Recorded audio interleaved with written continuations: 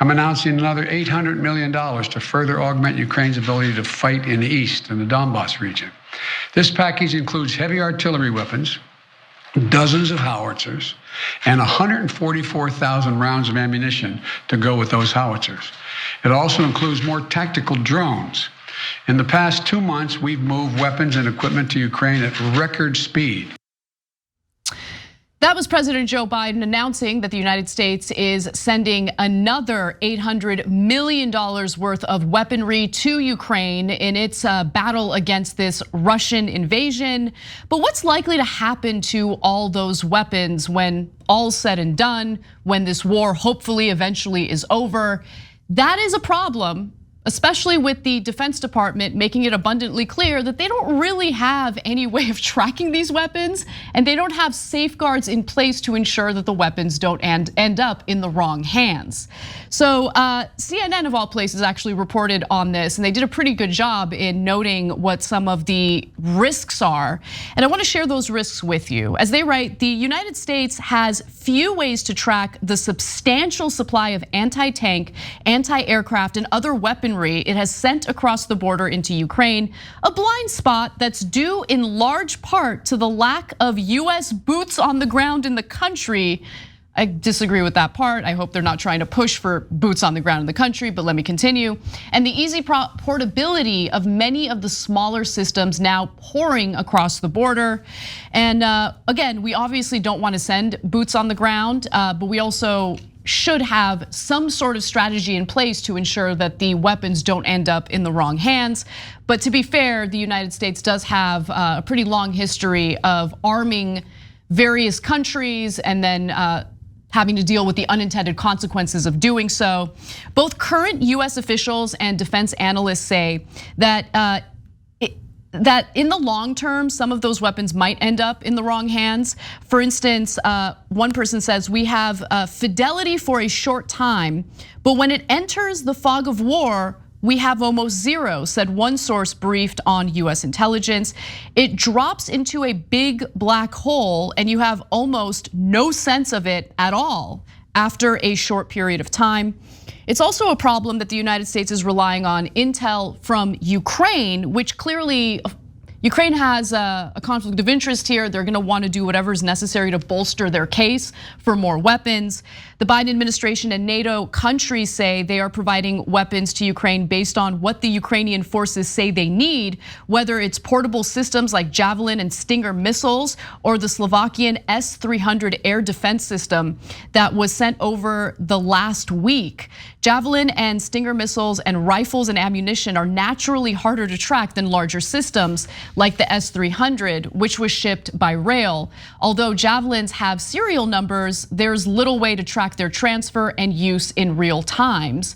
And I also want to just note that the types of weapons that we're sending are becoming more and more powerful and intense. I'll give you those details in just a moment. But Cenk, are you concerned that this is something that's going to backfire? And what do you think the answer is, right? I think that it's important to help Ukraine, but I do think that there will be unintended consequences with all these weapons pouring in. Yeah.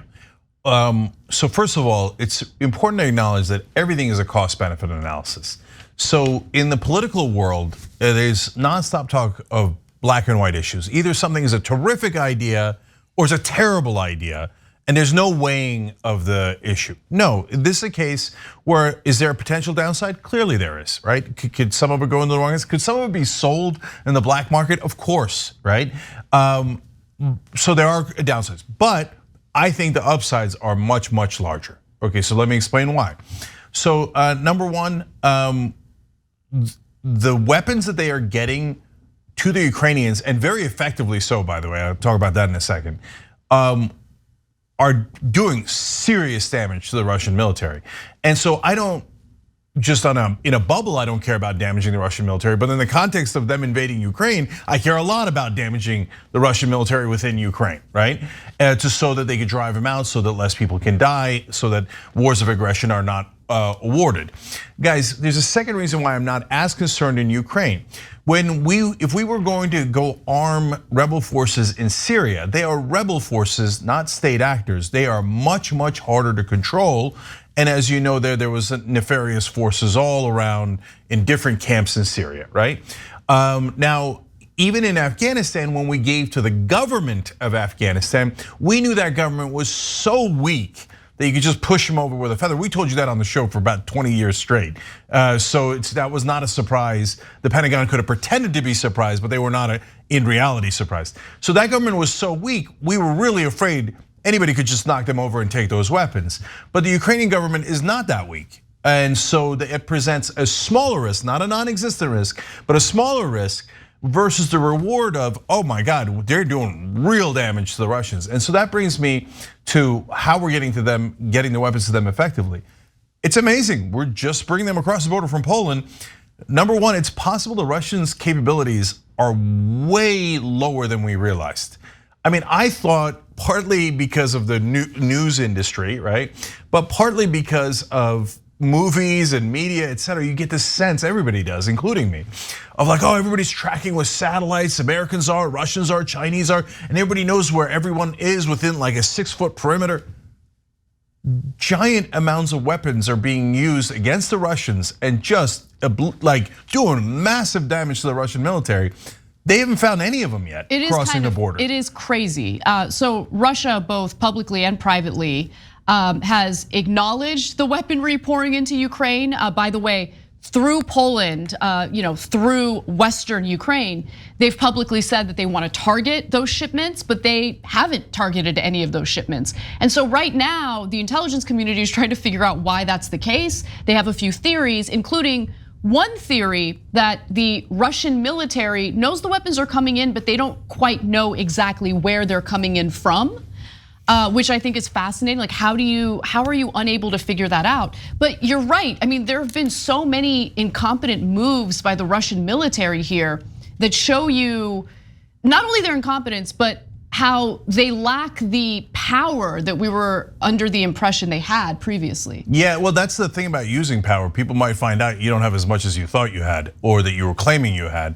And so that's what America found out the hard way in Iraq and Afghanistan, and that's what Russia's finding out right now in Ukraine. And we, by the way, have much better technical military capabilities than Russia, and even we got ground down and lost in the least sophisticated country technologically in the world, Afghanistan. So if we can't beat the Taliban in Afghanistan, how the hell are the Russians going to beat Ukraine with all of these weapons pouring in? They're going to get bogged down. There's no question about that. But there's two more reasons why I'm in favor of this. Number one, we got to hurry because the Russians could figure out where the weapons are coming in from, and then they would start bombing those and make the transfer of weapons to Ukraine much more difficult. And by the way, much more costly to us because a lot of them would be destroyed on the way in. So it's a balancing of interests. But the last thing is the most important part. Guys, and Anna read it to you, but I want to give you context.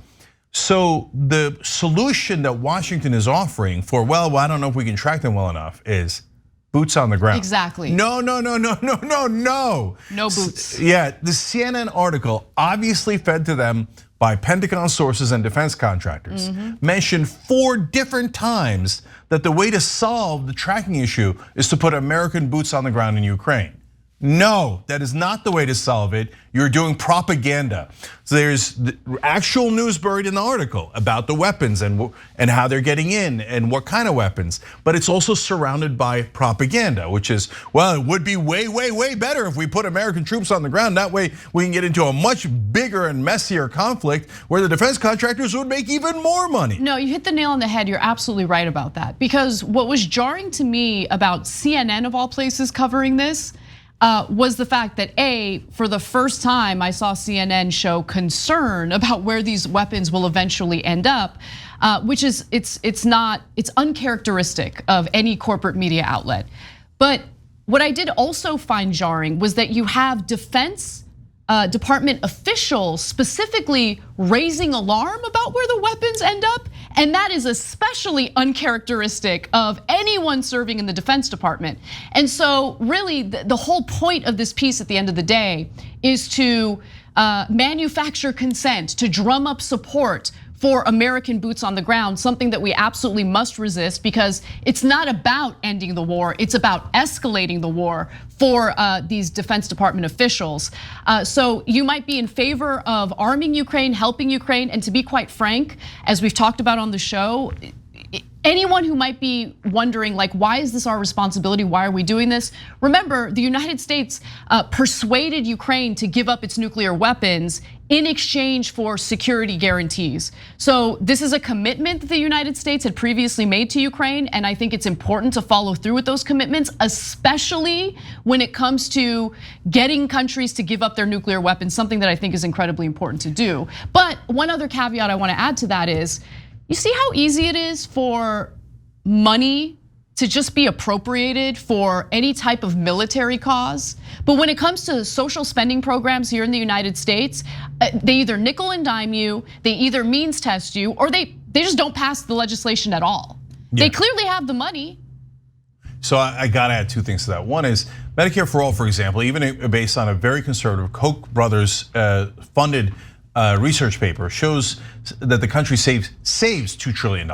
Okay, saves $2 trillion.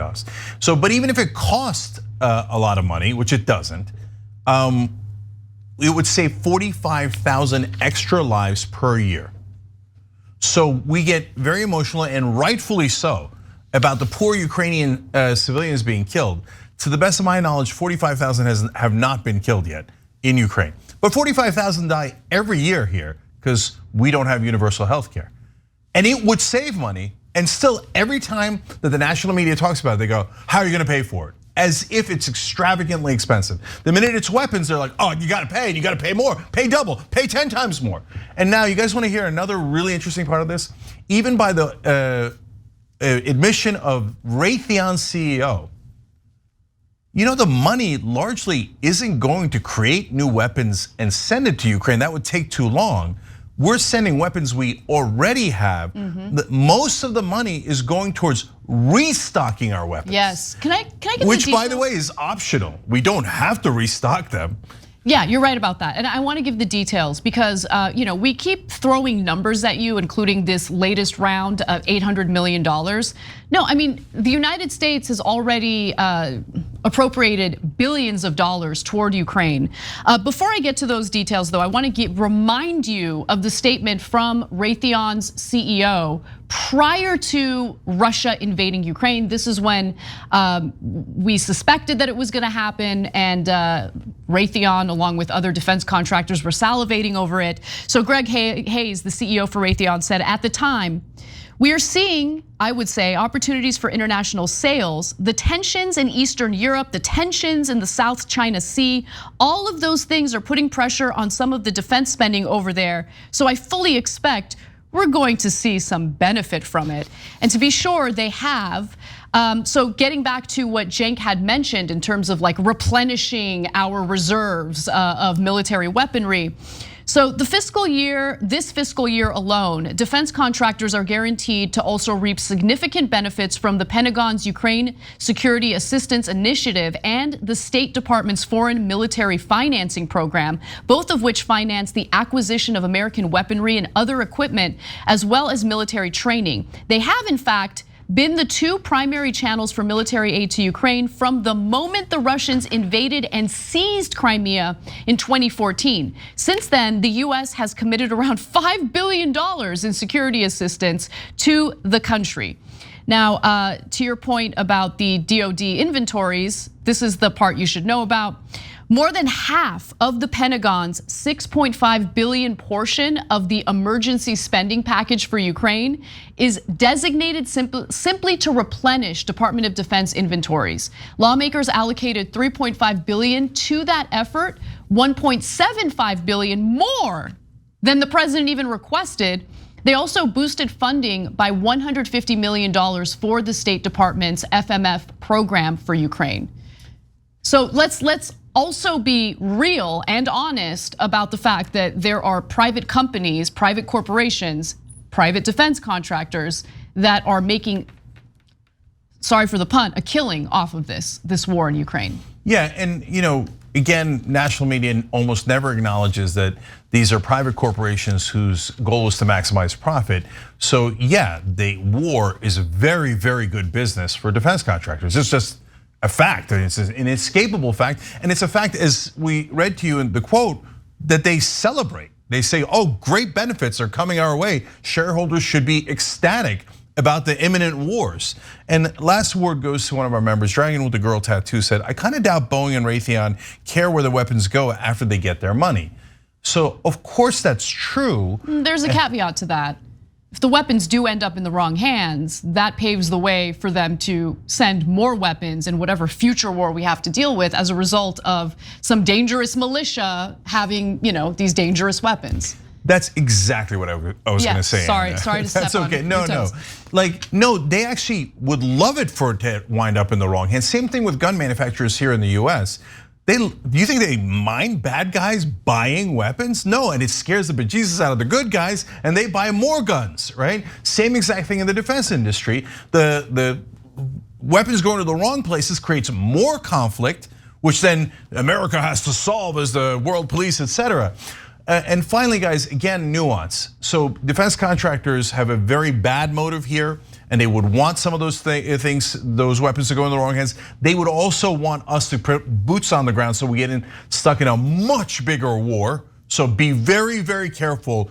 Do not believe the mainstream media when they start doing propaganda about having boots on the ground or no-fly zones. That is totally defense contractor propaganda.